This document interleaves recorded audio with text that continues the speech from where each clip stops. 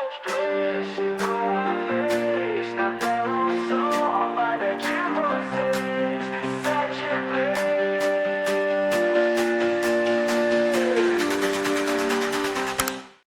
estamos no ar com mais um episódio da Setplay. Seja muito bem-vindo, você que nos assiste pela UniTV SC. Seja muito bem-vindo, você que nos assiste pelo YouTube. Também seja muito bem-vindo, você que quer assistir os outros episódios e todos os nossos conteúdos. Tem no YouTube setplay.oficial ou nas nossas redes sociais também, no Instagram setplay.oficial. Hoje vai ser assim, um episódio top demais, porque o meu convidado é muito top. Vou confessar aqui que eu tô um pouco nervoso de estar aqui na presença dele. Eu acredito que eu tô sendo analisado aqui. Já a pré-gravação eu já recebi uma aula aqui, tá? Eu tenho certeza que, não sei para você que está nos assistindo, mas para mim vai ser uma aula, eu tenho certeza. Esse nosso episódio vai ser uma mentoria, porque eu vou sugar o máximo dele.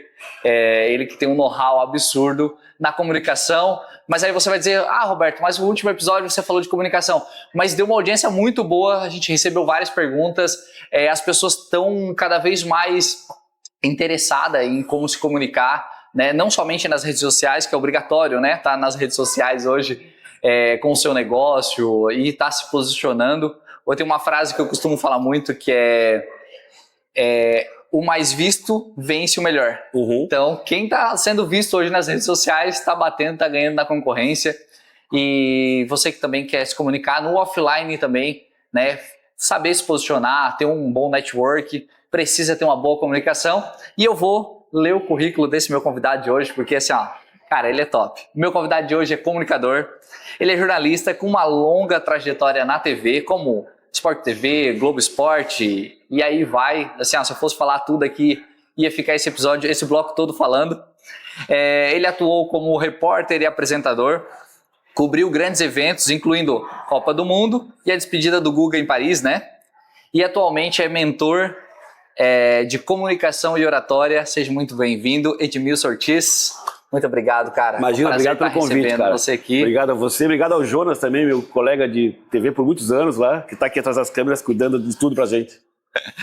É um prazer estar recebendo você aqui, né? Claro, eu dei uma pincelada nesse teu currículo, né? E eu acredito em bastante história boa para estar contando para nós aqui hoje, para as pessoas que estão em casa tá te conhecendo também e tá aprendendo muito sobre comunicação, né? Que é algo essencial, né? Mas para as pessoas que estão em casa, que não te conhecem, quem é o Edmilson? Cara, já vou falar sobre isso. Antes de eu dizer que é um prazer muito grande estar aqui, eu estava observando no Instagram, passei pelo YouTube também, conhecendo o trabalho de vocês. Você está de parabéns. E eu confesso que eu não conhecia, né? Até vi o convite do Jonas. A gente naturalmente, né, quer saber para onde a gente vai, né? Sim. E me deu a sensação de muita consistência o que vocês fazem. Por isso eu te perguntei no começo ali, quanto tempo tem de podcast? Você falou 1 ano, né? E até então não era a tua praia, não é uma história de comunicação tão longa. Sim. Você veio de outro mercado, então parabéns. Você falou que vai se sentir analisado, então já fica desde já a análise para você ficar sossegado. Eu pensei que você tinha muito mais tempo de experiência pela desenvoltura, pela simpatia, pelo carisma e pela qualidade das perguntas. Eu assisti a vários episódios, né? Em partes, né? Porque a gente fica no carro ali assistindo o que dá enquanto o trânsito permite, mas já deu para ver que muita gente boa passou por aqui e que você soube aproveitar essas presenças ao máximo. Aliás, antes de responder a tua pergunta, fiquei curioso, quem esteve aqui recentemente falando sobre comunicação? Foi o Júnior Espíndola. Ah, legal. Conheci ele? Ele era da Record. Eu sei quem é o Júnior, não conheço pessoalmente, né? Uhum. Conheço um pouco do trabalho, mas é muito bacana, porque a gente acaba tendo a oportunidade de falar sobre o mesmo assunto de formas diferentes, e eu sempre entendo que é complementar. Ontem, inclusive, eu estava num restaurante e encontrei alguém que... Eu cheguei, a pessoa me cumprimentou, aí eu pensei, de onde é que eu conheço essa pessoa? Aí depois eu fui conversar e vi que era alguém que tinha me convidado para dar palestra num congresso, que eu não pude por conta de agenda, e que trabalha também com formação de palestrantes, que é uma das minhas áreas de atuação. Isso aqui bacana. E para mim sempre é essa visão. A gente acaba agregando um ao outro, tem um trabalho complementar. As abordagens são completamente diferentes, porque a base da comunicação é a autenticidade, não é a questão técnica. A técnica vem para contribuir, para a gente temperar, mas o que realmente funciona é a autenticidade. Você perguntou da minha trajetória. Eu passei 21 anos na TV, especialmente no esporte. Desse período, 1 ano e meio, 2, que fazia coberturas gerais, né, de outras coisas. Mas ainda no esporte, eu fiz muitas coberturas fora do esporte, como carnaval, a gente fazia transmissão. Ah, legal. O esporte foi uma grande escola, porque a gente trabalha com um assunto que envolve emoção demais. Então isso me permitiu hoje trabalhar com a comunicação de uma forma um pouco mais profunda, talvez, porque a gente entende que aquilo que emociona faz a gente ser lembrado. No esporte é assim. Hoje eu percebo que já faz, olha, 8, 9 anos que eu saí da TV. 8 anos, eu acho. E as pessoas às vezes me encontram e falam como se me vissem todo dia. Ah, te vejo sempre. Não vê, né? Porque eu não tô lá. Mas olha como fica na memória. Aquela coisa do hábito, de falar de algo que tem uma relevância emocional. Porque uma coisa é eu falar sobre economia, política, agora outra coisa é falar sobre o teu time. Sim. Sobre o atleta que você gosta. Então a gente acaba sendo associado a uma experiência assim. E hoje a gente percebe na comunicação, porque eu não virei um treinador de comunicação só pela experiência em TV. Eu tive que organizar o que eu conhecia, o repertório, e estudar muito para ter outros recursos que me fizessem capaz de ajudar alguém. Porque nem tudo que a gente sabe a gente consegue ensinar, orientar. A gente tem que trazer para a consciência, estruturar, organizar para ter didática. E aí uma das bases, a gente percebe, né, com o tempo, aquilo que a gente viveu vai tendo outros significados. Então hoje é tão claro perceber o poder que tem a emoção para que qualquer experiência seja lembrada, não é? Sim. Então foram 21 anos, especialmente no esporte, mas também nesse período trabalhei na formação de repórteres, que aquilo naquela época abriu o caminho para o que eu faço hoje, que é preparar alguém para uma comunicação de maior impacto, com mais magnetismo. Eu já fiz isso na TV também com novos repórteres, formando equipes novas, fui gestor, né, por algum tempo, ali por 2 anos de produção e reportagem. Então a experiência é longa, só que depois disso passei por outros mercados. Quando eu saí da TV, passei pelo mercado imobiliário, depois fui diretor de marketing de uma indústria de cosméticos. Olha. E aos poucos fui voltando para a comunicação nesta perspectiva agora. Não foi algo assim, nossa, tem uma história de TV, vou virar treinador de comunicação oratória. Sim. Não foi assim. E eu só entrei nisso não para falar sobre oratória, não para ensinar ninguém a fazer vídeo ou falar no palco, como eu faço hoje. Eu comecei ajudando as pessoas a terem relacionamentos mais saudáveis. Por conta de estudos que eu estava tendo, que eu já havia feito formações em várias áreas, inteligência emocional, neurociências, psicologia positiva, mindfulness, constelações familiares. Esse campo de estudos na área de desenvolvimento humano, aos poucos foi me conduzindo. A gente costuma perguntar o que quer da vida, né? O que você quer da vida? Mas quando a gente abre a pergunta, vida, o que quer de mim? As coisas acontecem de forma muito leve e natural. Verdade, show de bola. E uma coisa que a gente nota aqui muito, principalmente eu, vejo muita gente falando sobre comunicação, vejo algumas pessoas falando sobre mentoria de comunicação, né? Mas normalmente são jornalistas. Você acha que é obrigatório ser jornalista para ser mentor? Não, de forma alguma. Eu conheço bons mentores, excelentes mentores de comunicação, que vêm de outros mercados, psicólogos, gente que trabalha com eventos, né? Ou até uma pessoa que eu encontrei ontem, ele é alguém que organizava congressos, e aos poucos foi pegando essa expertise de palco, especialmente, né? Uhum. Então tem várias áreas que podem contribuir. Agora, com certeza, eu falo pela minha experiência, o repertório que eu tenho por ter feito tantas coberturas ao vivo, imagina você estar na frente de uma câmera esperando o Faustão te chamar. Aconteceu comigo sem que ele tenha me chamado, porque o time que eu estava cobrindo não ganhou, daí cortaram a transmissão. Mas assim, transmissões com o Luiz Roberto, Kleber Machado, tantos outros, você está ao vivo ali, disponível para que o cara faça uma pergunta para você ao vivo na Globo. Então essa preparação, essa musculatura emocional que a gente vai adquirindo com a experiência, eu acho que faz muita diferença quando eu vou contribuir para o desenvolvimento de alguém. Inclusive isso foi um problema no começo. Sabe por quê? Porque eu vi, por exemplo, de aluna, você não vai entender o que eu passo, porque eu pego o celular na mão e já começa a tremer, suar, eu fico muito nervosa para fazer um vídeo. Para ti é natural, porque tu é um comunicador, você vem dessa...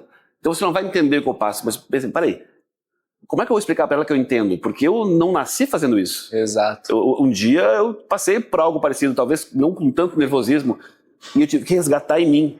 Afinal, como que eu fui chegar nesse lugar? Como é que eu fiz para me transformar num comunicador? O que eu vivi? E aí numa mentoria, porque eu digo, todo mundo tem que ter mentores. Boa. eu, diante de um mentor muito bom, muito experiente, ele foi me questionando, me fez voltar para situações para eu lembrar de como foi o desafio de desenvolver a inteligência social, porque tem a ver com isso. E eu lembro que quando eu fui morar no Nordeste, com 10 anos, meu pai era bancário, eu, no começo da escola, bullying, porque eu era muito branquinho e falava o R diferente deles, né? Porteira. E aí eles me zoavam pra caramba. Eu cheguei em casa e depois eu lembrei, essa cena veio, ele foi me questionando, quando eu vi essa cena eu lembrei de algo muito relevante de infância. E o meu pai falou assim, meu pai era radialista, depois bancário, e um cara com muita habilidade social. O pai falou assim, olha, se tu ficar bravo, eles vão zoar mais e mais e mais, vai ser pior. Se eles brincam com o teu R, faz mais forçado ainda e brinca também. Pô. Tu tem que aprender a rir de ti mesmo. Aí eles não vão não ter como te esculachar, te humilhar, se tu tá levando de boa e tá brincando. Tu tira a arma deles. A arma, no caso.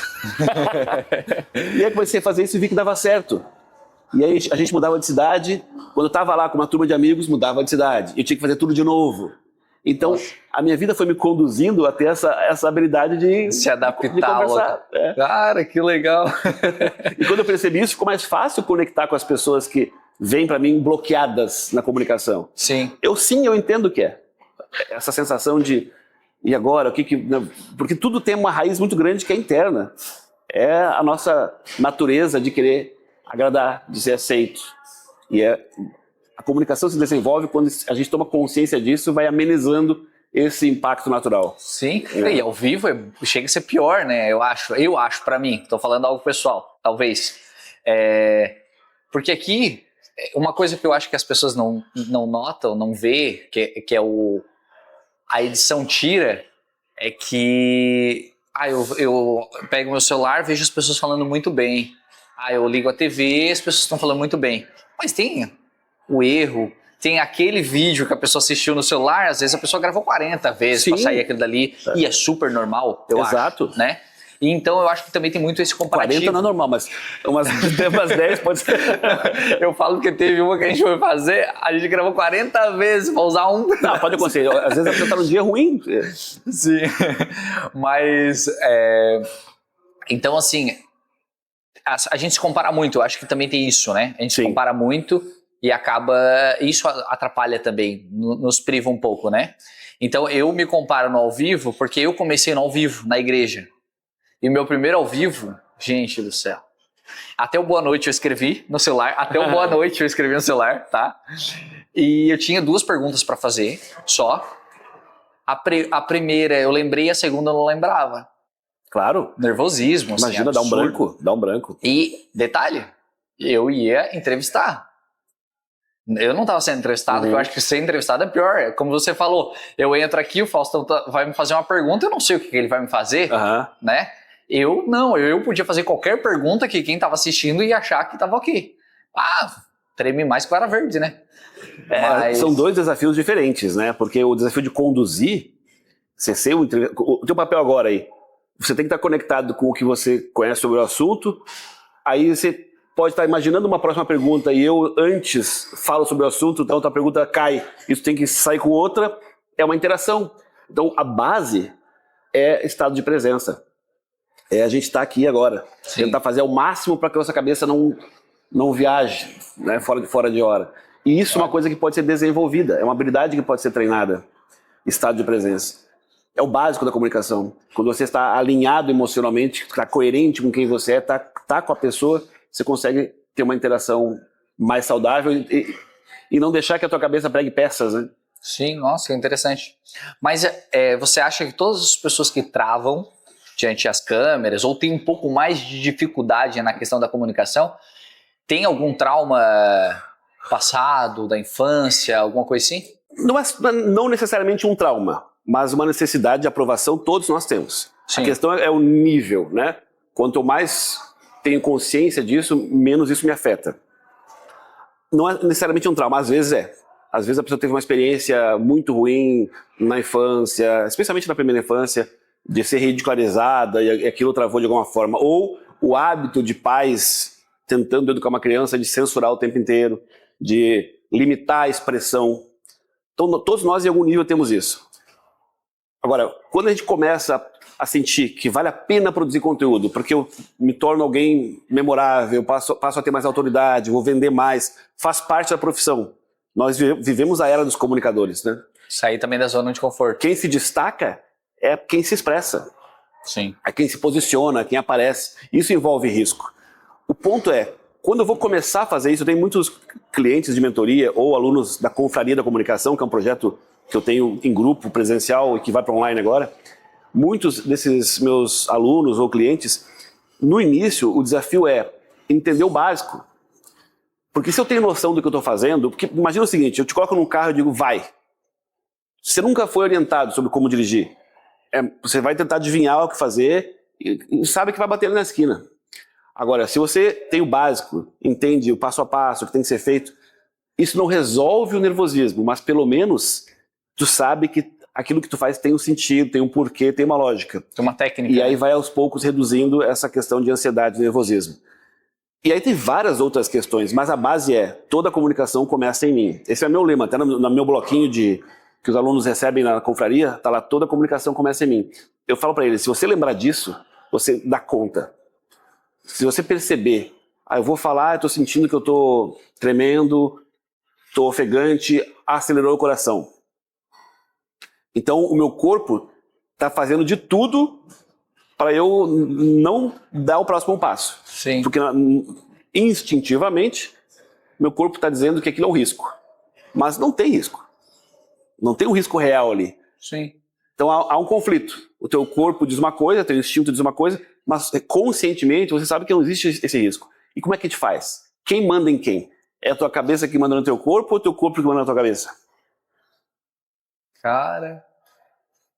aí o cara tem que ter um preparo emocional, uma inteligência emocional boa, porque hoje a gente vê, o mal do século, ansiedade e tudo mais. A mente tá mandando no corpo. A verdade, essa pergunta é uma pegadinha, porque há uma relação interdependente. Então sim, a sua mente manda no seu corpo, mas sim, o seu corpo, seu instinto, manda também na sua cabeça. E aí, quando você entende isso, você começa a encontrar recursos do próprio corpo que vão amenizando esse impacto da ansiedade, do medo de errar, do nervosismo. Então eu ensino os alunos respiração, movimentos leves e controlados, para o teu corpo entender, peraí, não faz sentido eu estar pronto aqui com a adrenalina alta, pronto para fugir, porque é um mecanismo de luta e fuga. O teu corpo começa a entender, peraí, não faz sentido se esse cara está respirando tão de boa, está se movimentando calmamente, o corpo começa a perceber, então peraí, quem sabe o errado sou eu. Eu gosto de brincar com o diálogo, porque o teu corpo começa a amenizar esse impacto. Resolve? Não, mas ameniza. E com o tempo, isso vai se tornando algo mais natural. Tem até hoje cantores, grandes comunicadores, políticos, pessoas famosas que, quando entram no palco, sentem um grande nervosismo. Mas já entenderam que depois dessa largada, as coisas vão se colocando no lugar e é possível dar conta. Então, por exemplo, quando a gente prepara alguém para dar uma palestra, a gente sempre deixa muito claro, o desafio é o começo. Tá tudo estruturado, você dá conta do que fazer. A hora que você começa bem e vê que o público está contigo, vem uma confiança e tudo se resolve. Então se tem, não vou decorar, decora uma palestra ou não decora? Eu recomendo que não, mas para algumas pessoas funciona sim, não tem regra. Para algumas pessoas, até quem estuda o TED Talks, né, tem palestrantes que decoram tudo, palavra por palavra. Eu não recomendo, porque não é o meu estilo, mas para alguns pode funcionar. Qual é o ponto? Para mim, o que eu recomendo para os meus alunos, não é decorar, mas ensaiar um pouco a abertura. Sim. Porque se tu começa bem, faz uma abertura de impacto, captura a atenção das pessoas, dali para frente, a confiança vem e as coisas vão se colocando, e tu sente o público contigo, tu se sente até no direito de tropeçar, porque já conquistou, já tem carisma, já tem conexão. Sim. A partir dali só vai. Cara, excelente. A gente já vai para um rápido intervalo, que o nosso tempo já estourou. Caraca, estourado aqui. A gente vai para um rápido intervalo. É rápido mesmo, não sai daí e a gente volta já já. A Global Emergências Médicas é fruto de um sonho. Uma empresa que tem por objetivo trazer para a área da saúde um atendimento mais humanizado, de qualidade e com preço justo. A empresa conta com os seguintes serviços: suporte básico, avançado e pediátrico, atendimento pré-hospitalar, serviço de área protegida, remoções simples e avançadas, ambulância para cobertura de eventos em geral. Global Emergências Médicas, priorizando vidas.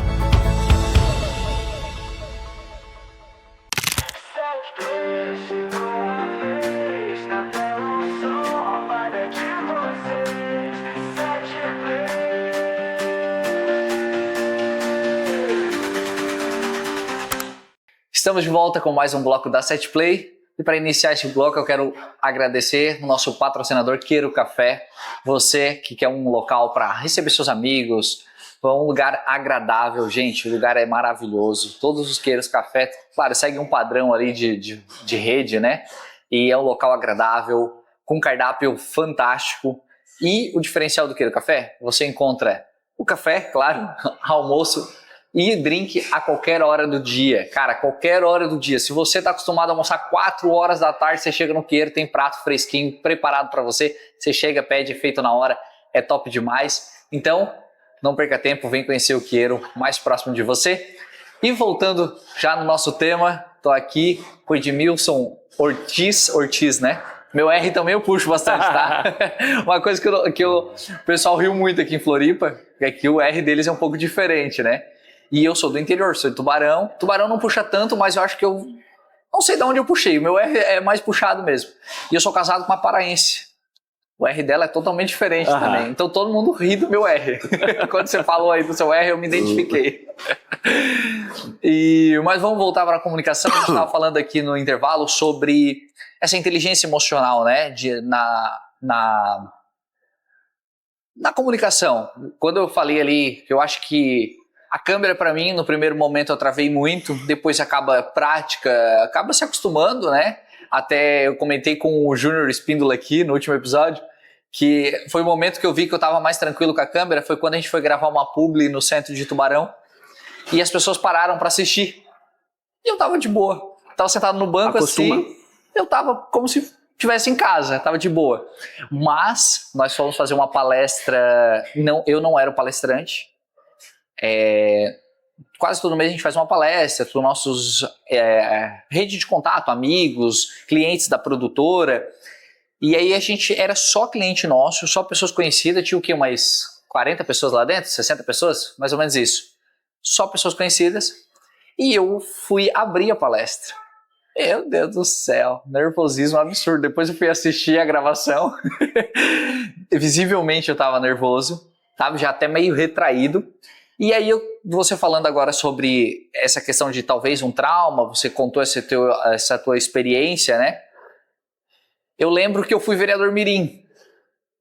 E quando eu cheguei a primeira vez para falar na frente da escola toda, estava esperando, eu tinha que pedir voto para a escola.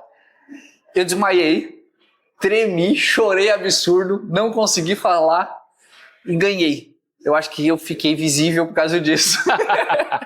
Pior que eu ganhei a eleição. Fui o primeiro vereador mirim da cidade de Tubarão. Mas eu acho que... Será que remete a isso ainda? Quando eu chego na frente das pessoas... Pô, eram 60 pessoas ali, todos conhecidos, sabe? Para muita gente é mais desafiador falar para quem conhece do que para estranhos. Eu vejo, por exemplo, na Confraria da Comunicação, que é esse meu projeto em grupo, quando chega a vez do aluno da palestra, que depois de 3 semanas a gente abre um rodízio de palestras. Então eu preparo, por exemplo, você está na confraria. Na semana anterior à sua palestra, a gente tem 2 encontros. Aliás, daqui a pouco eu já vou atender 2 clientes sobre isso. A gente prepara a palestra, depois faz outro para revisar a palestra. E aí eu ofereço para os alunos a possibilidade de convidar alguém. Olha, eu tenho dia de palestra, quer trazer tua namorada, quer trazer alguém? As pessoas geralmente não querem. Geralmente porque, não, mas aí eu vou ficar muito nervoso. Olha! Elas preferem falar para estranhos, né? Tem um aluno meu, o Rodrigo, eu só vou dar o nome dele porque é um cara que eu tenho muito orgulho do que ele fez, o Digão, de uma loja de carros da Big Car aqui em Floripa. O Digão tinha um bloqueio muito grande. E na confraria, a ascensão dele, o crescimento foi enorme. A última palestra daquela edição foi ele. Todo mundo chorou. Depois ele foi convidado para palestrar em São Paulo. Foi convidado para voltar para São Paulo, para a mesma empresa, para outro departamento. 300 e poucas pessoas. E ele começou a contar a história dele. Eu lembro que ele não quis levar nem o pai nem a mãe para a palestra. E agora ele vai dar uma palestra para a empresa e a empresa vizinha, porque a loja é dentro do Automotivo Shopping, então ele vai dar uma palestra para a galera toda. Agora ele está mais nervoso do que falando para 300 pessoas. Nossa. Porque vai estar ali os pais, os amigos, é assim, é a natureza. Mas ele vai dar conta porque foi bem treinado. Eu até, agora, dia 21, falando isso, eu quero deixar o convite, dia 21 a gente tem uma palestra gratuita, uma parceria aqui da Setplay com a UniTV e a Inoversul, né? Eu sempre erro falar esse nome, que é a fundação mantenedora da UniTV, é uma parceria, Colégio Deon, e o É da Sua Conta, é uma palestra sobre educação financeira, no antiga, como é que é lá? Esqueci agora, é o Salão Nobre, né? O antigo Salão Nobre da Unisul, e eu vou fazer a abertura. Eu legal. confesso que eu já tô meio... porque aí já vai ser aberto às pessoas, não sei quem são as pessoas que vão. Quer uma dica? Vontade, com certeza. Tem várias formas de abrir. Tanto abrir a palestra, como ser alguém que vai anunciar a palestra, abrir o evento. Mas uma forma certeira, fazendo perguntas. Perguntas, especialmente perguntas que as pessoas tendem a responder que sim. Perguntas que fazem as pessoas dizerem, é comigo isso. Então tu cria interesse, cria conexão e coloca as pessoas no estado emocional positivo, o estado do sim. Até como técnica de venda às vezes funciona. Você imagina que você entra numa loja e o cara te faz 2, 3 perguntas e a gente chama de cadeia do sim. Perguntas que tu naturalmente responde que sim. Mesmo numa abordagem mais superficial. Aí você vai sim. Então imagina uma palestra como essa, educação financeira, né? Sim. Quem aqui já se preocupou com o dinheiro? O pessoal vai... a maioria, né? Sei lá, perguntas nesse sentido assim, né? Quem aqui às vezes tem dúvidas sobre o que fazer, assim, a pessoa vai, é comigo o assunto. Então hoje, aí tu anuncia palestrante. É simples. Tu gera uma conexão, gera interesse pelo assunto. A pergunta é legal porque ela abre um caminho. Quando eu faço uma pergunta, eu vou dar um exemplo para você. Você sabe por que essas canecas aqui, elas são brancas com a borda preta? Não? Não faço ideia. Também não. Só que, ao fazer a pergunta, tu passa a querer a resposta. Claro. Isso aqui tu vê, toda a gravação tá aqui, tu nunca pensou isso. Não. Agora que eu faço a pergunta, tu pensa, por quê? Então a pergunta tem esse poder, ela abre uma tarefa que o teu cérebro quer completar. Então tudo que você fala depois de uma pergunta, a pessoa já deseja. Essa é uma técnica básica de comunicação. Olha! Interessante. Então vamos usar a técnica aqui, ó. Você que já teve problema financeiro. Você já teve problema financeiro? Já, né? Você que já perdeu oportunidades de fazer assim, um grande sucesso financeiro. Então, dia 21, você tem uma palestra comigo. Não é eu que vou palestrar, gente. É a Ana Oliveira. A Ana. Conhece a Ana Oliveira? Sim. Ela esteve agora num evento nosso, a Influ Day. Eu sou diretor de comunicação da Influ, Associação de Empresários da Região Metropolitana de Florianópolis, ICDL São José. Nós temos um evento chamado a Influ Day, onde a gente reúne vários núcleos empresariais. E ela foi uma das palestrantes. Sim. Não, a Ana, a gente já teve a oportunidade de estar em outras palestras com ela. Eu recomendo demais a palestra dela. Não, show de bola. Ela é excelente, assim. E a última palestra que a gente foi com ela, a gente foi achando... palestra de educação financeira é chato, né? Ninguém quer falar de dinheiro, ninguém quer falar que tem que economizar, né? E eu não vi ela em nenhum momento falando que tem que economizar, cara. Ela deu técnicas de investimento imobiliário, de não sei... E fala sobre mentalidade. Mentalidade, sim. E aí que tem um ponto muito interessante, quando eu vejo na área do desenvolvimento humano, porque tudo tem a ver, né? Educação financeira, relacionamentos, comunicação, oratória, o que mais? Performance. No fim das contas, em alguns pontos a gente sempre se encontra, porque as lógicas são as mesmas. Para qualquer mudança que eu vou fazer, eu preciso mudar minha mentalidade, minha cabeça. Sim. Saúde, emagrecimento, tudo passa por uma revisão da tua mentalidade. Então por isso que às vezes a gente ouve algumas coisas e a gente pensa, papo de coach. Às vezes é. Mas muita coisa tem uma base científica muito grande que a gente tem que perceber. E hoje, eu sou um entusiasta da neurociência, né? Fiz uma pós sobre isso, não sou um neurocientista, sou um entusiasta, um estudioso do assunto. A gente percebe o que, no fim das contas? Que a neurociência está comprovando aquilo que a tua avó já dizia. Sim. Então, quando a neurociência fala dos benefícios da meditação, da oração, da gratidão, a gente vê que aquela conversinha, que eu, por exemplo, teve uma época que eu fiquei de saco cheio dessa conversa de gratidão, gratiluz, né? Porque o excesso nos irrita. As pessoas pegam algo e falam demais e aquilo fica, meu Deus, que saco. Só que, na real, gratidão, por exemplo, é um exercício de mudar a tua visão sobre alguma coisa. Sim. Não é positividade tóxica, porque também a positividade no excesso é um problema. Vira um estado de negação, a pessoa qualquer coisa quer ser grata. Não é bem assim. Vida real. Mas gratidão, de fato, te faz ver o mundo de forma diferente. E aí vem a neuroplasticidade para mostrar que isso tem um resultado efetivo na tua vida. Você começa a perceber com mais clareza. Você vai treinando a sua cabeça para olhar para o mundo de forma diferente e vai potencializando, a tua vida muda. Sim. Não, eu acredito. Eu tive uma fase que eu achava que todo mundo era o culpado. E aí eu quebrei a cara, fui pra terapia, né? E aí ele falou, cara, se você parar e analisar, você é o culpado de tudo. Começa a botar a culpa em você. Tipo, não culpar os outros, mas a escolha foi sua também. Aí eu falei, tá, mas aí a minha esposa... Não, quem casou com ela foi você, a culpa é sua. Mas a culpa era dela. Então... mudou a minha visão com muita coisa, assim, sabe? Tipo, muita coisa mesmo. Só no que você disse, eu só faria uma observação. A gente trocar a palavra culpa por responsabilidade. Sim, exato. É diferente. A culpa pesa. Boa. A responsabilidade te dá a percepção de que você pode fazer diferente porque você é responsável. Se eu falo assim, você é responsável, você se sente até importante. Eu sou responsável por tal coisa. Cuida disso aqui, você é responsável por isso, beleza? Beleza. É uma coisa que você aceita. Culpa não. Culpa parece que eu estou te acusando de algo. São pequenas palavras, e percebe o poder das palavras, que é algo que a gente sempre fala, como se fosse positivo. Eu estou ansioso por tal coisa. Estou ansioso por isso. A ansiedade ninguém deseja. Sim. Eu entendo que a gente fala, porque a ansiedade também é uma antecipação de futuro, então não está errado. Mas é mais leve e mais saudável você dizer, tô animado. Imagina que a gente estivesse conversando ontem para confirmar aqui. Edmilson, estou ansioso para amanhã. Eu disse, não quero te causar ansiedade. Não, tô animado para amanhã. Opa, muda tudo, percebe? Então não tá errado, mas se a gente vai criando esse hábito de entender as palavras de uma forma mais adequada, a gente vai criando também o hábito de ser mais assertivo em várias conversas. Isso facilita muita coisa. Uma das bases do meu trabalho é a comunicação não violenta. Ali, por exemplo, quando a gente faz alguns ajustes, você consegue dar fluidez para uma conversa sem bloqueio. Exemplo, você está conversando com o nome da tua esposa? Cibele. E você quer corrigir alguma coisa. Vamos imaginar que ela fez alguma coisa que te deixou chateado. Se você fala assim, olha, você fez tal coisa e me deixou chateado, a tendência dela é se defender. Sim. Não é? E elas sempre estão certas, né? Isso é, sem dúvida. Né? Então, às vezes, simplesmente a forma de conduzir e a questão da responsabilidade também, né, de assumir a responsabilidade, a gente vai criando o hábito de abrir espaço para que a gente consiga dizer o que tem que ser dito sem virar um jogo de culpa. Um jogo de quem tem razão ou quem tem culpa. Porque nos dois casos, no jogo da culpa não tem vitorioso. Sim. Né? Porque se eu decidir que a culpa é tua, eu também estou perdendo. A gente definiu de quem é a culpa e não de quem é a responsabilidade. Né? Nossa, excelente. Excelente mesmo. Poxa.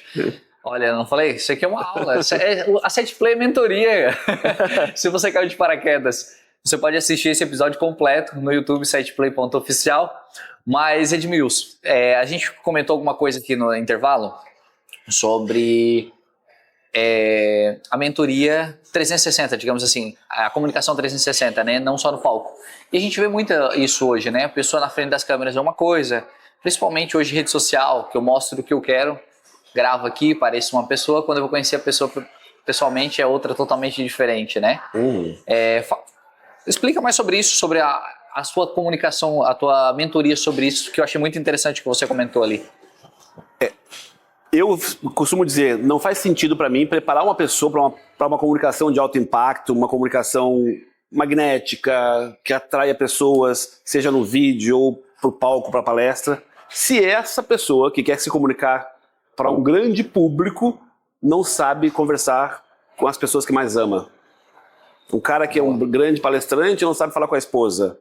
Uma mulher que é uma grande influenciadora não sabe falar com os filhos. Aliás, teve um caso real, assim, recente agora, inclusive influenciadora da área da maternidade foi acusada, acho que no exterior, né, de maus tratos aos filhos, uma loucura. Nossa. Então, na internet tem muita coisa mascarada. Para mim, o básico é o alinhamento, é a coerência. Aliás, a essência do carisma é essa coerência. eu expressar quem eu sou.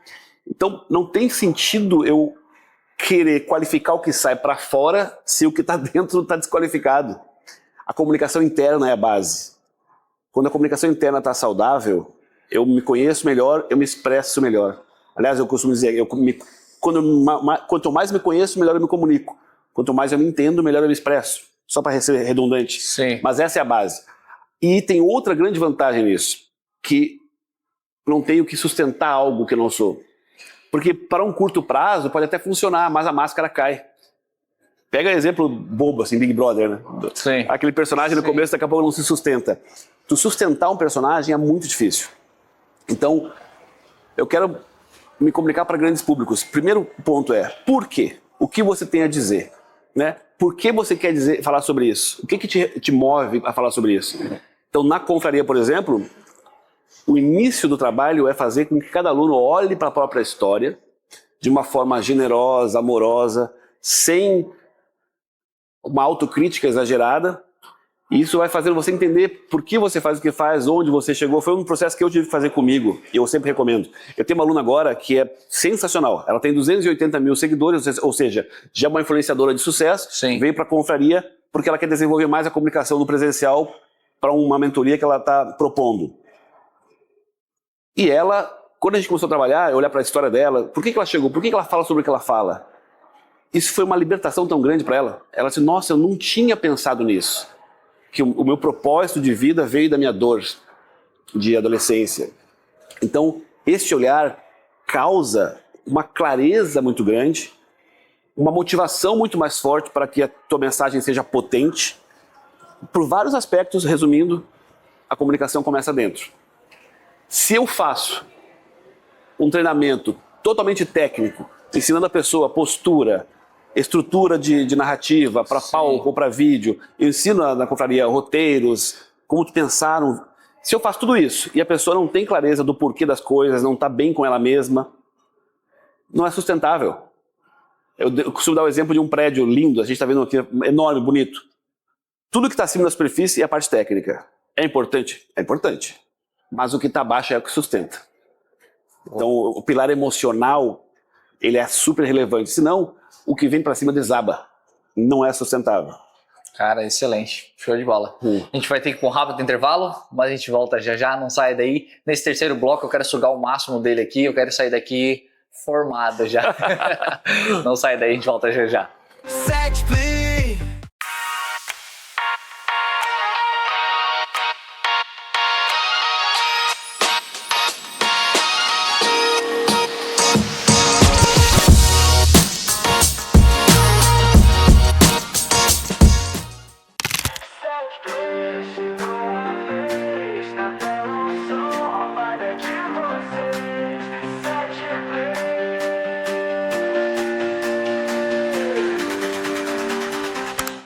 Estamos de volta com mais um bloco da Set Play. Estou recebendo hoje aqui na poltrona da Set Play Edmilson Ortiz, ele que é comunicador, apresentador, jornalista e está dando uma aula aqui para nós. No segundo bloco, Edmilson, você falava sobre esse preparo emocional, né? E você deu até o exemplo da sua aluna. Você acha que é por causa disso que as pessoas não estão preparadas, estão criando um personagem para estar aqui na câmera, que tem muita gente se cancelando? Às vezes faço um vídeo aqui, tem um momento que eu acho que me cansei do personagem, vou lá, falo, sou eu mesmo, e vem aquele cancelamento. A gente vê muita gente crescendo rápido na rede social, por causa de um vídeo viral, ele alcança uma proporção. Só que ele não consegue sustentar, às vezes foi um momento que deu aquele vídeo viral. Você acredita que seja por causa disso mesmo? As pessoas estão tendo muito personagem nas redes sociais? As pessoas são confusas, tem muita informação. Então quem começa a fazer produção de conteúdo para rede social, quer saber como crescer, tem tanta gente dizendo coisas diferentes que as pessoas estão perdidas. Então elas querem pegar atalhos, querem resultado rápido. É uma característica até da geração atual, né? Quer fazer algo muito relevante e não construiu ainda consistência, base, experiência para algumas coisas. E esse é um efeito. A gente vive num mundo com excesso de informações. Muito. E parar, filtrar é necessário. Eu faço esse processo às vezes e eu vejo que eu também fico confuso. tá vendo agora o que eu tenho aberto ali de curso que eu comprei e não segui. Eu tenho uma pós que está pela metade, que eu tenho que acabar essa pós-graduação rápido, que é mais uma que eu estou fazendo. Às vezes se empolga, porque o mundo oferece tanta informação e a gente fica confuso. E um dos efeitos é esse. Porque quando a gente tem muita informação, naturalmente a gente tem que pôr para fora, a gente precisa compartilhar. A natureza da gente exige que a gente dê significado. E aí, se eu estou confuso com muita coisa, eu de repente me empolgo com algo, começo a produzir, quero resultado rápido, vou pegar atalho do que é viral, do que é... E não combina comigo. Sim. E não é minha essência. E é uma hora que cai a ficha. E é pesado. E também, como você diz, a gente vê, tá funcionando para aquela pessoa, às vezes não tá funcionando para mim, né? Aquilo não vai funcionar para mim, a minha essência é outra, a minha história é outra, né? Recém eu vi agora, essa semana, um rapaz, um ator da Record, de uma novela que nem foi lançada ainda, tava no aeroporto, não sei se você viu, ele fez um story falando, gente, eu tô com cara de quem quer receber fama uma hora dessa, tô aqui descansando, ele tava com a perna em cima da mala, aí falou, gente, o pessoal fica me abordando, eu tô no meu momento aqui, não sei o que. Mas assim, uma novela que não foi lançada ainda, sabe, eu acho que ele pulou algumas etapas. E cancelaram ele a nível da Record, botou ele como figurante agora. Acabou, ele não é mais o ator. Então, e aí depois ele veio fazer um vídeo Mas você percebe retratando. Que a essência acaba sendo a mesma, assim, né? Muitas vezes, que a necessidade enorme de aprovação, de reconhecimento. A pessoa precisa tanto daquilo que ela quer de uma forma desesperada e do jeito equivocado, né? Quer tanto ser reconhecida, que mesmo que quando não é ainda tudo aquilo, já começa, é porque eu estou sendo isso, estou sendo aquilo.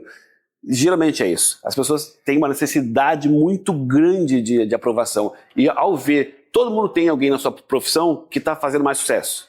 Sim. Que está brilhando mais, está voando no Instagram, seja lá onde for. E a comparação é o mal do século, né? Essa comparação de rede social. A rede social é uma grande vitrine. E a gente, inevitavelmente, acaba se comparando. E, de novo, quanto mais eu estou saudável na minha relação comigo, menos eu sofro esse efeito. Blindado ninguém está. Todo mundo corre esse risco. Eu vou dar um exemplo tolo. Eu estava num grupo de mentoria e nesse grupo tinha um cara que também trabalhava com mentoria de comunicação.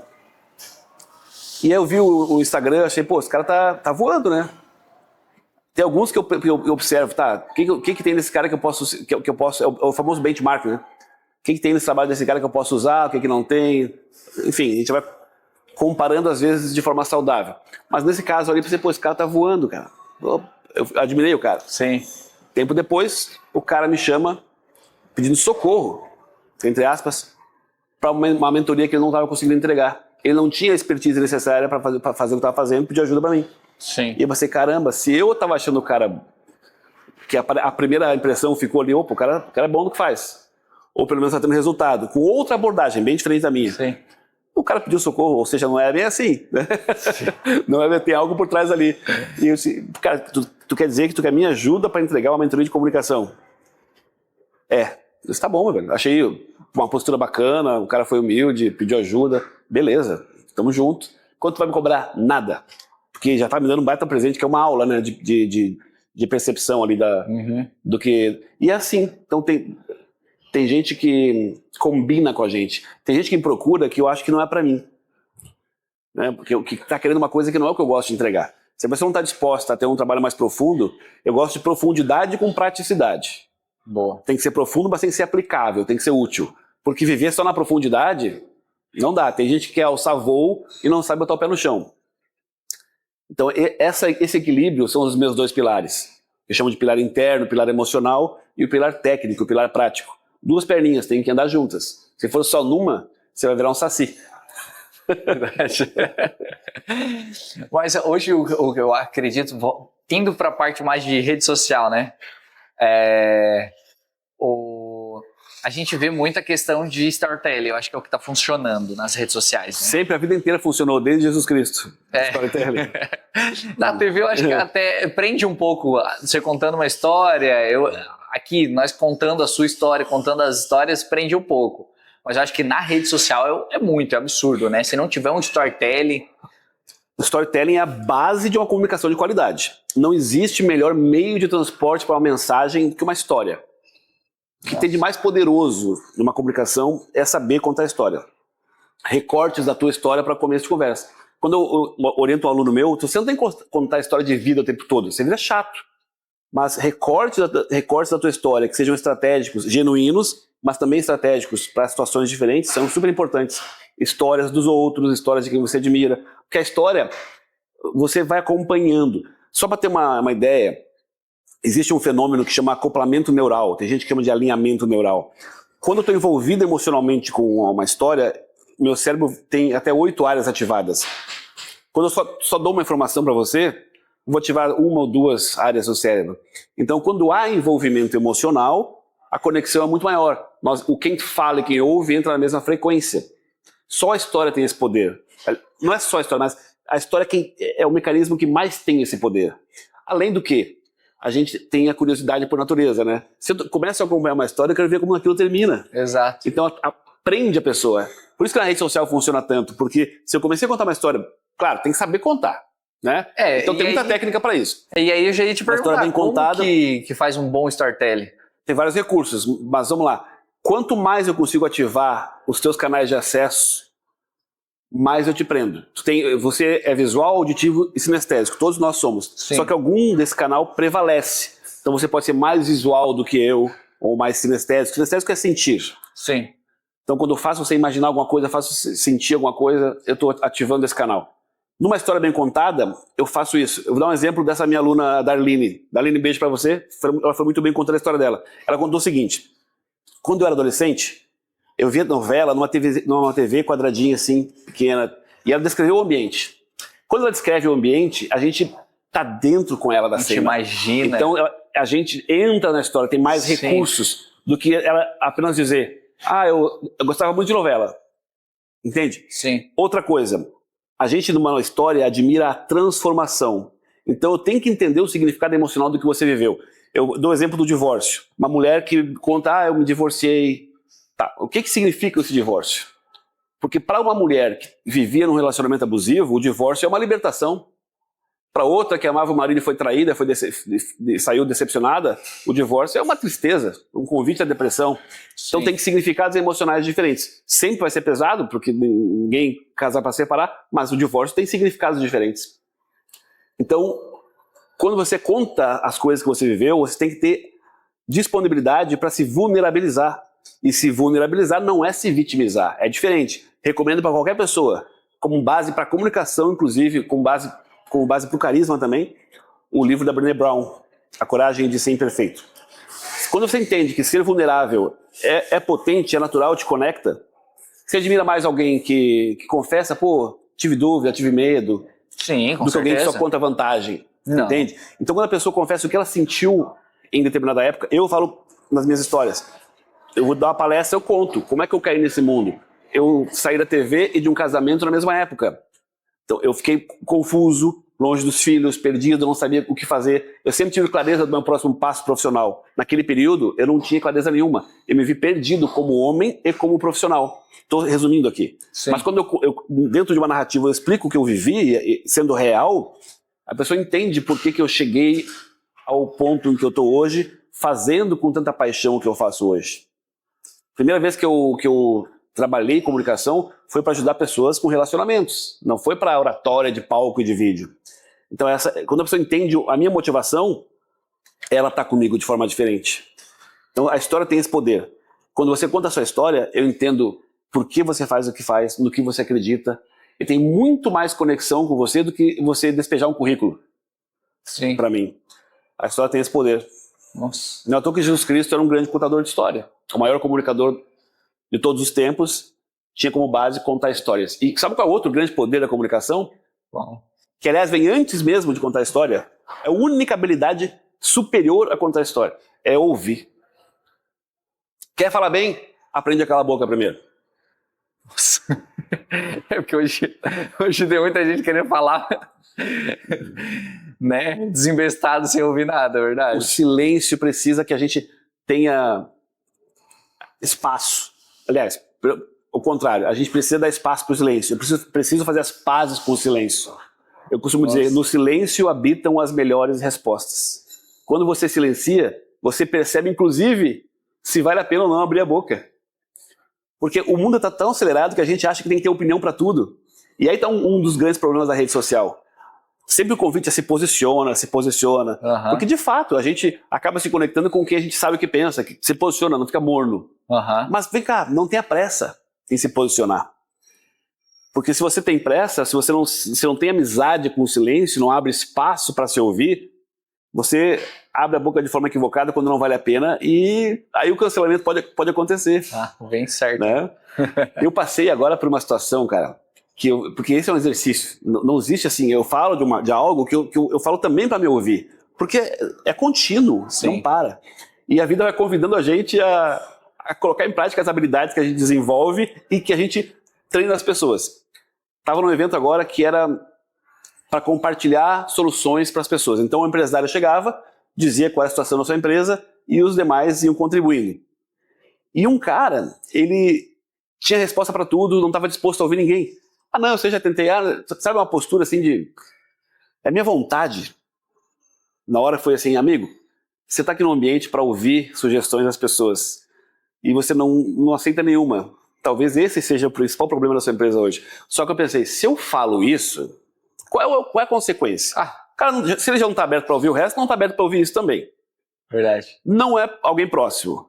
Não, vai só causar uma resistência muito grande. Então, vale a pena abrir a boca? Não vale. Então, quando a gente faz o diálogo interno antes, a gente filtra e aprende a silenciar. Porque às vezes a melhor coisa que a gente faz é fechar a boca. E aí a gente começa a maturar, a alinhar. E se a gente fizesse isso nos relacionamentos, nossa.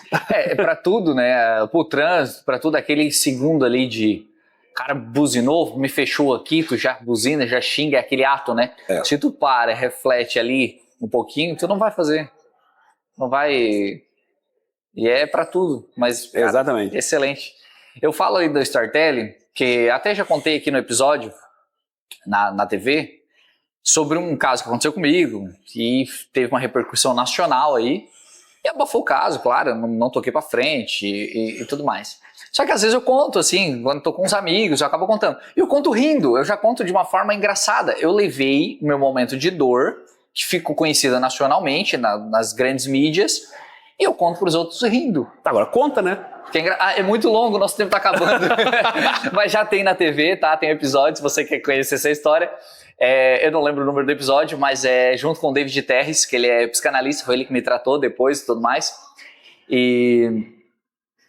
E aí, até outro dia eu tava contando pra uma médica, eu tava contando pra ela, e rindo assim, sabe? Contando engraçado, uma forma engraçada. Ela falou assim, amigo, não conta rindo, eu tô quase chorando. Ela falou assim. Mas ela tem razão? Não sei. Deixa eu te falar um negócio. Olha, isso é importante, tá? Isso é um mecanismo, especialmente de nós homens, que a gente vai criando um distanciamento emocional como se fosse um porto seguro. Então, ok, já doeu muito. Sim. Não tá doendo mais. Se não tá doendo mais, é possível quando tá rindo? Mas o que acontece? Depende da circunstância. Uma coisa é você estar numa conversa de bar, você vai falar isso. Agora imagina que você vai usar essa história numa palestra. O teu público tem que entender a dor que você sentiu. E eu não tô falando de dramatizar, mas de se permitir lembrar o que foi para você naquela época. Porque tem que ter essa coerência. Eu vou dar um exemplo bem simples aqui. O voo da Chapecoense. Sim. Eu saí da TV naquele ano e eu fazia todas as coberturas, desde 2005, quando tinha algo fora do país, eu fazia. Guga, vôlei, Mundial de Vôlei no Catar, a Copa do Mundo. Então, naturalmente, aquele ano eu iria, se eu estivesse na TV. Eu saí um pouco antes. Aí foi outro colega e eu fiz uma reunião de Zoom, na época não, outro mecanismo lá, Skype. E o cara viajou e morreu. E tava junto o Djalma, que o Jonas também conhece, amigo nosso. O Djalma era um irmão pra mim, cinegrafista que viajava comigo, morreu também nesse voo. Cara, eu não conseguia falar desse voo. Eu, em evento ou palestra, eu embargava. Eu mergulhava naquele sofrimento e não conseguia falar. Então, eu quero que você entenda uma coisa. Se eu tô ainda vivendo muito forte a dor, eu não falo sobre isso. Porque não tenho condições. Eu acabo mergulhando demais no sofrimento e não dou conta de dar uma continuidade. Se eu me afastei demais dessa dor, eu tenho que ter o cuidado de não falar de forma fria. Porque aí as pessoas não entendem o real peso emocional que teve pra gente, o significado daquilo na nossa vida. Quando algo é muito pesado, traumatizante, depois de uma certa distância de tempo, a gente consegue atribuir significado. Então, tu consegue falar daquilo, colher uma lição, levar um aprendizado para as pessoas, ok. A partir daí você pode contar. Só que quando você vai contando mais de uma vez, esse negócio do voo da Chapecoense aconteceu comigo. Um dia eu dei uma palestra e percebi que eu falei daquilo de uma forma muito tranquila. E não pode ser assim. Então, antes de abrir a boca, a gente tem que entrar no estado emocional adequado para aquilo que a gente vai falar. Por exemplo, você vai falar algo que te deixa indignado. Você tem que se sentir indignado para falar sobre aquilo, para ter coerência. Boa. Então, quando você vai falar de uma história sua, tá no meio da palestra, por exemplo, se você quiser preparar uma palestra com você, te treina. Né? Você tem muita coisa para contar. Chega nessa história, você tem que respirar e entrar em contato com ela. Não significa parar, desabar, chorar. Alunos meus perguntam, pode chorar? Pode, desde que você não se perca. Sim. Respira e continua. Então, esse alinhamento emocional do que a gente diz é muito importante. Isso que você falou, você me deu a deixa para falar algo super relevante. E é uma história assim forte, estou muito curioso, vou lá assistir o episódio para saber qual é essa história. É isso. E por que eu falei que nós homens temos mais essa facilidade? A gente, é natural levar para brincadeira e tal. Sim. Não tá errado, depende do ambiente. Esses tempos eu dei um treinamento para um cara que ele falou o seguinte: então eu tava errado de grana, aí naquela época eu não tinha dinheiro para gasolina, fui atender um cliente, a mulher abasteceu o carro para mim. Mas tudo bem, né? Minha mulher, a gente se ajuda mesmo. Tá? Ele seguiu, contou a história, como se nada fosse nada. Mas dentro do ambiente de treinamento, quando eu falo rápido, eu começo a comer palavra.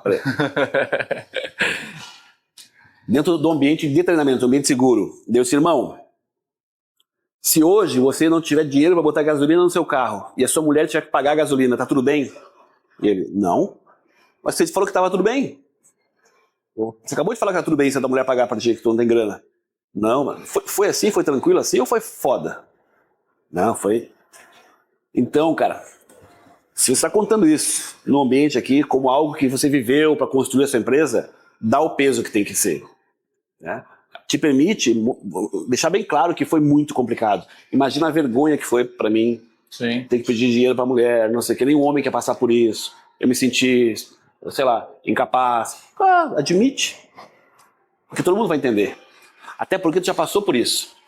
Se tu estivesse vivendo isso ainda, aí tu não tem capacidade de contar. Não é hora. Cara, excelente. Mas se você já passou, já se transformou, já tem um aprendizado, já há uma superação... Excelente. Quer um resumo? Alguém que só conta vantagem alguém que só conta vantagem. Como é que a gente sente sobre a pessoa? Soberba, né? Soberba. Cara, se acham. Exato. Alguém que só conta problema. Dramático. Dramático, vítima. Nos dois casos a gente não gosta. Tem que ter um equilíbrio. A gente gosta de gente que proporciona pra gente a vida real. Que a gente sabe que é de verdade. A gente gosta de gente de verdade. E gente de verdade sofre, supera, tem convicções, tem dúvidas, tem medo, é assim. Essa é a vida. E expor isso com segurança é uma comunicação de qualidade. Show de bola. Edmilson, brigadão. Cara, nosso tempo esgotou aqui. Prazer. Mas, cara, que episódio fantástico, que episódio top demais. Eu fui botando muita coisa na minha cabeça, eu aprendi muito mesmo. Brigadão mesmo. Eu sei que é bem superficial, aqui a gente não consegue aprofundar tanto no assunto que a gente Mas nem sabe. Precisa, cara. Tem o Instagram lá meu. É isso, deixa um o link Instagram. Bacana ali, Edmilson Ortiz, @EdmilsonOrtiz, Edmilson com Demudo. Ali na bio tem um link para um livro que a gente fez, um livro digital chamado De Chato a Carismático. Neste livro eu falo sobre carisma, porque é tudo que a gente quer, no fim das contas, né? Sim. A comunicação e o carisma são assuntos interdependentes. E também tem a Confraria da Comunicação agora online. Tem o presencial, aí surgiu uma demanda de outras cidades, até da Espanha. Olha que legal. Eu estava lá viajando e vieram falar comigo. Fui gravar um vídeo lá no Louvre e... eu quero fazer isso aí. Putz, só tem presencial, eu tenho que fazer online. Então, ali dá para acompanhar um pouco mais o trabalho, entender os projetos. Para quem quiser se aprofundar numa comunicação que tenha, de fato, impacto na vida, não só diante das câmeras, não só no palco, é o nosso trabalho, é a nossa missão. Show de bola.